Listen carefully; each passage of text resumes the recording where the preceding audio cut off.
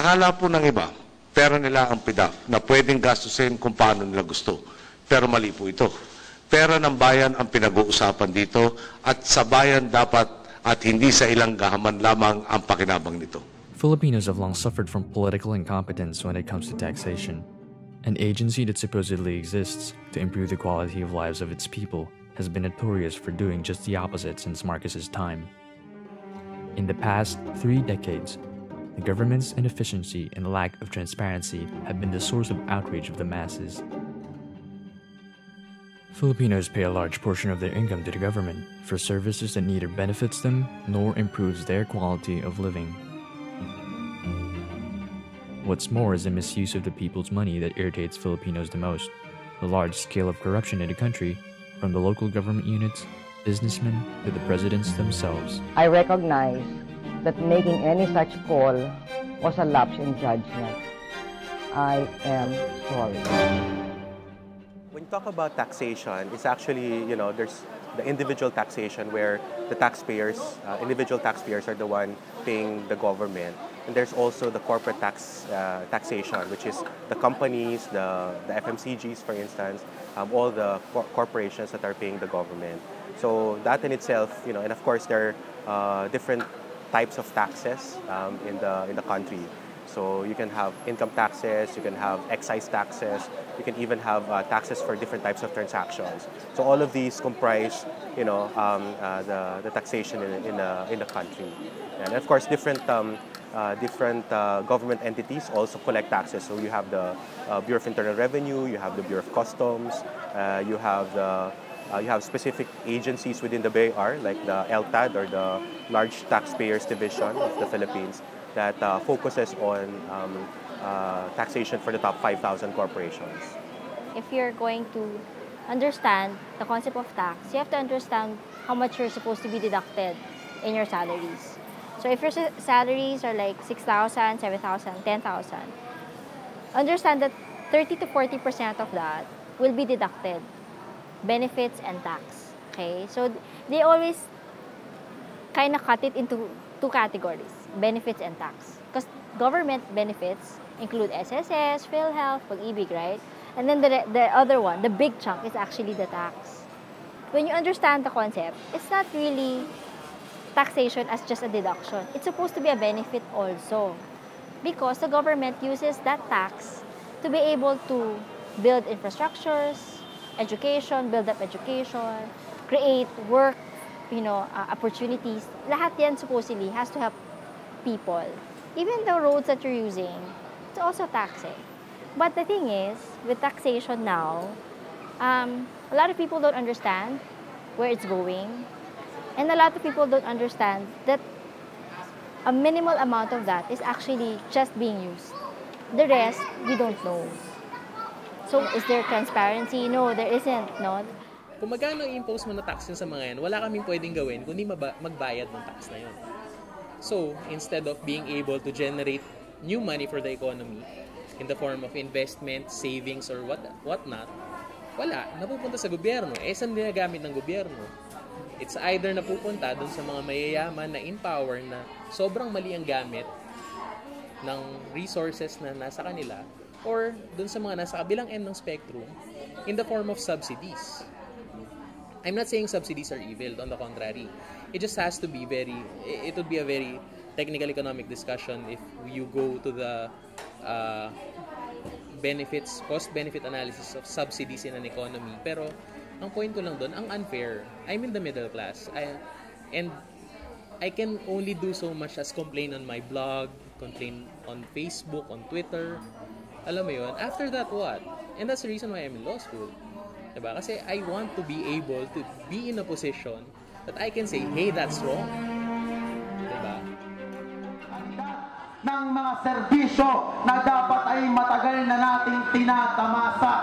Marami po sa ating mga kababayan ang nagsipagmatay na dahil walang maayos na planong pangkalusugan ang rehimeng ito. Hindi man lamang po mabigay ng ating gobyerno ang 5% ng kanyang gross national product sa budget para sa kalusugan. Hindi rin po nito mabigay ang 5 bilyong hinihingi ng PGH upang mapatakbo ang kanyang pang-araw-araw na pangangailangan. Ang resulta po, tumaas po ang fees ng lab sa PGH. Paano na lamang po ito ma-afford ng ating Class D patients? Unti-unti pong tinatalikuran ng ating gobyerno ang kanyang responsibilidad sa kanyang mamamayan na magbigay ng sapat na budget sa kalusugan. Ang resulta po nito, unti-unti pong nagsasara ang mga public hospitals at inaasa na lamang po sa public-private partnership.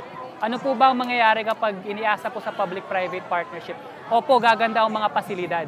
Pero magiging mahal po ang mga serbisyo at hindi na po ito ma-afford ng ating mga kababayang niwala man lang pangkain sa araw-araw.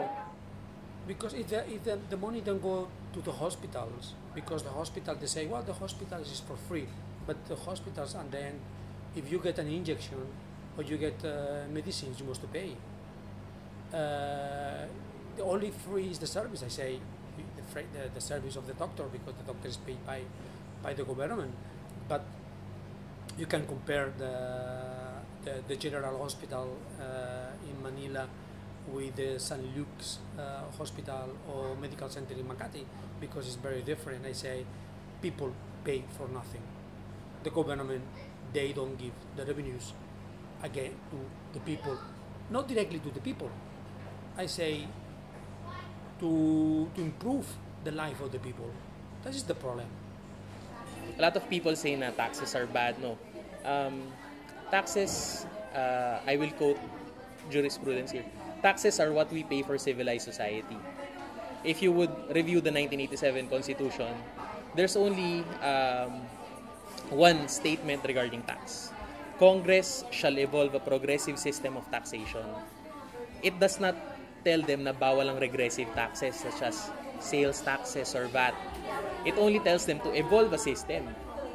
How do you do that with our congressman, not doing their stuff? Technically, kulang yung budget natin for social services dahil malaking porsyento ng utang or rather ng ating budget ay napupunta lang sa pagbabayad ng utang. So anong mangyayari? Dahil kapos yung budget mo for social services, uutang ka ulit. And then yung utang mo, ang gagamitin mong pambayad doon sa iba pang utang. No? Kaya ito ay nagiging debt trap or utang na nagbabaon sa atin lalo. No? So yun yung isang implikasyon na parang nauubos sa pagbabayad ng utang yung ating buwis. Ikalawang implikasyon, parang malaking porsyento rin yung nalalaan sa korupsyon. No? Kasi hindi pa rin nare-resolve yung problema ng pork barrel as pandaraya ng mga congressman at senador sa pork barrel, yung tinatawag na Standard Operating Procedure or SOP, no? Na ang sabi ng ibang contractor ay much as 40% ng project ay napupunta doon sa mga sinusuhulan nila na congressmen and senators para magkaroon sila ng projects. At nakikita natin na ebidensya nito yung nangyayari doon sa yung binanggit ni tungkol kay Napoles, no? Yung issue ng pork barrel scam. 30% of the project cost always goes to the LGU. So if your project is 1 million, 30% goes to everyone from the barangay up to the provincial level. Kasi probinsya to so may barangay clearance ka, may municipal clearance ka, may provincial clearance ka pa. Diba? And you have all those other agencies. 30% talaga. Wala ka pang kita dun. Magkano lang ang markup mo? Materials lang, labor lang. I don't think the problem is PDAC necessarily. I think the problem here is the size of government that we have. Okay. If I ask you how many legislators we have, what would you say? You'd say 24 senators and 300 congressmen. It would be wrong. You'd be way off. because every province has a provincial board. Provincial board members are legislators. Every city, every town has a municipal board. They're legislators too. The barangay board members, they're also legislators. SK, they're also legislators. You add all of those up. Just think about their salaries. Think about their budgets. So you get the real picture of just how bloated our government is. We can keep the pork barrel. Siguro, what we can trade that off with is we'd have less legislators. We'd have a leaner government. If you want the pork barrel, let's have a leaner government. Because we certainly cannot give everyone all the money all the time. But in the first place, bakit ba may pork barrel? Diba? It's what people in power use it for is it's a war chest for the next elections rather than something that goes to the people talaga. Some radical folks have postulated that it might be better to outsource government functions. As a graduate of economics, I agree with the sense of it because you will be establishing controls, you will be establishing defined processes, you will be observing so many inherent process changes that would be incompatible with the present situation of Philippine government. But the reality is, paano mo i-outsource yan? Eh di ibibid din yan. So who would control that again? Diba? So, and the people suffer, all suffer, healthy, transportation,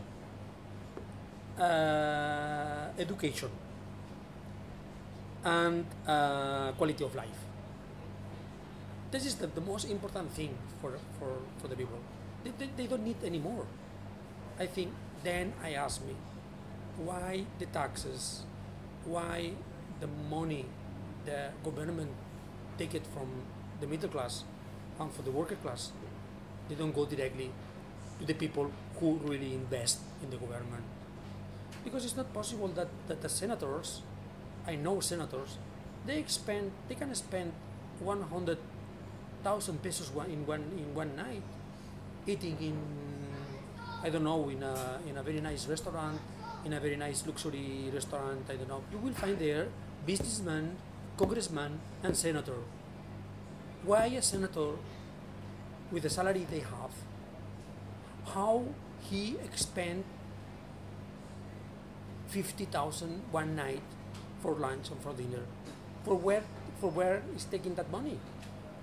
But now they have a problem with a pork barrel. Maybe the pork barrel is what they use all that kind of money to feed all that kind of politicians.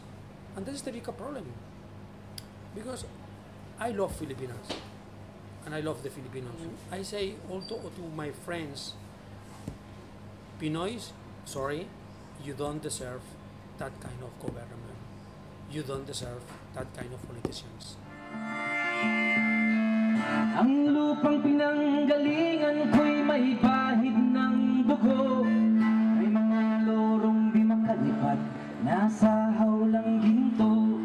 May mga punong walang dahon, mga pusong di makakibo. Sa mga pangyayaring nagaganap, sa lupang ipinangako. Dati-rati ang mga bukid ay kulay ginto. Dati-rati ang mga tao'y singlaya ng ibon. Dati-rati ay katahimikan, ang musikang nagpapatulog sa mga batang walang muwang sa mundo.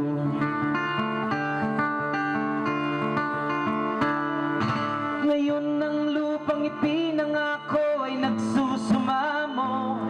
Patagan ng luha ang apo sa kanyang puso. Dinggin mo ang mga sigaw ng mga puso ng taong kung inyong dadamhin, kabilang po sa inyo.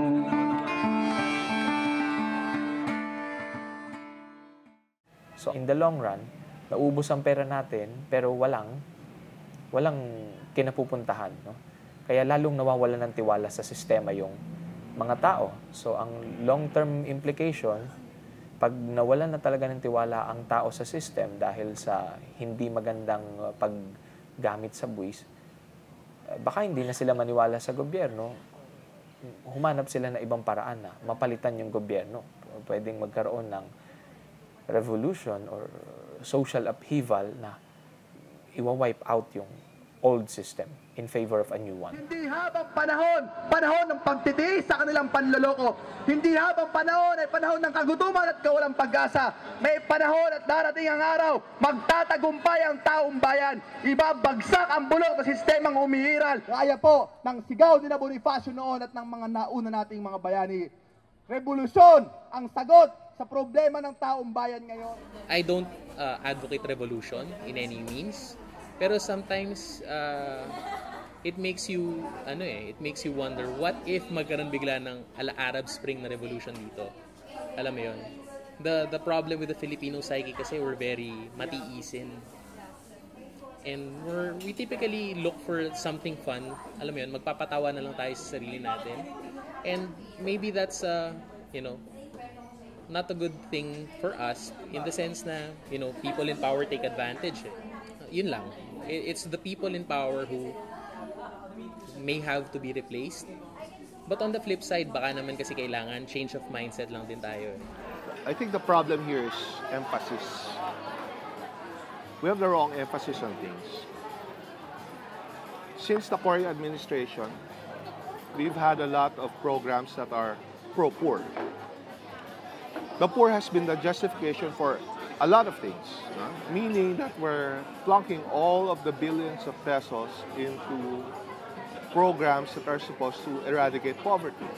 And yet, after 3 decades, there are still about 60% of the population below the poverty line. I think that's just the wrong emphasis. And it's also used as a justification for a lot of corruption. Shouldn't our emphasis be away from poverty, but we should emphasize perhaps pro-prosperity measures? I think that would be the right emphasis. How would you invest that? If you had billions of pesos to invest in it, who would you invest it on?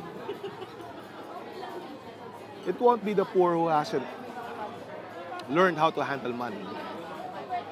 It would have to be within a class that knows how to handle money. That's the 9%. That's us.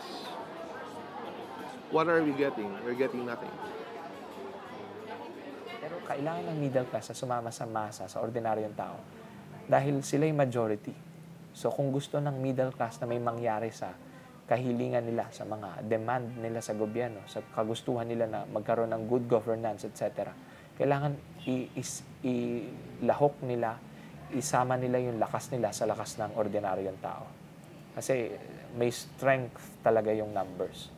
Kailangan may matinding issue na they really feel strongly about it, na kikilo sila kahit na walang nagdidikta sa kanila. Kasi ang ugali ng karamihan ng tao kahit sa ibang bansa ay may psychological barrier sa paggawa ng isang bagay na wala pang nagsisimula. So kailangan may magpasimuno, kailangan may magsimula. Kaya karaniwan niya, naghihintayan. Alam na nilang gagawin, pero gusto nila may mauna. At susundan na lang nila yon. Kasi natatakot sila na, baka pumalpak, baka akong masisi, baka walang mangyari. Pero pag may nauna na, susunod na sila, or at least ay unti-unti nila makita, pwede naman pala, nagawa nila. On August 26, 2013, a rally led by the middle class was held at Luneta Park, Manila. It was called the Million People March. Although it did not achieve the target number of participants, it sent a message across the nation and to its government. Enough was enough. Some people say that the participation of the middle class could be attributed to the use of social media. Others speculate that the threshold of the middle class and working classes were breached due to the recent issue of the pork barrel scam led by Janet Napoles.